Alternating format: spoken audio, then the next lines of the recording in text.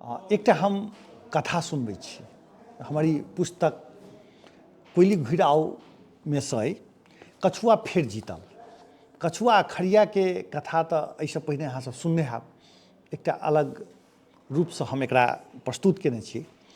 एकटा खड़िया कछुआ लग पहुँचल आ ओ एक बेर फेर से दौड़बाक प्रतियोगिता करबाक लेल कहऽ लागल।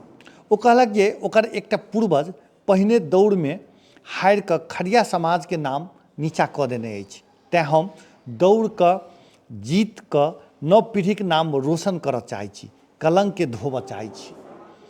कछुआ शुरू में एहि प्रतियोगिता के लऽ कऽ ओतेक उत्सुक नहीं छल, मुदा खड़िया के दबावक आगा अंततः झुकिए गेल। निश्चित दिन आ समय पर जंगलक राजा सिंह सीटी बजा कऽ दौड़ शुरू कयलनि। खड़िया दौड़ कऽ करीब करीब पूरा बाट मिनटे में पार कऽ लेलक। ओ अंतिम रेखा से मात्र किछु दूर आगा छल कि सुस्तयबाक लेल किछु देर रुकि गेल। ओ सोचलक जे ओ कछुआ के देखते दौड़ पूरा कऽ लेत, मुदा जहिना ओकर पूर्वज के नींद लागि गेल छल तहिना ओकरा संग भेल। किछु देरक बाद कछुआ पहुँचल। खड़िया लग पहुँचलाक बाद कछुआ किछु देर रुकल आ सोचऽ लागल। किछु देरक बाद ओ खड़िया के नींद से जगौलक आ बाजल, अहाँ की कऽ रहल छी? कि अहाँ के पूर्वज द्वारा अहाँ के समाज के नाम नीचा भेल बात स्मरण नहीं अछि? कि अहाँ के बुझल नहीं अछि अहाँ के एतऽ सुतला से नव पीढ़ी के कते बेइज्जत हैत?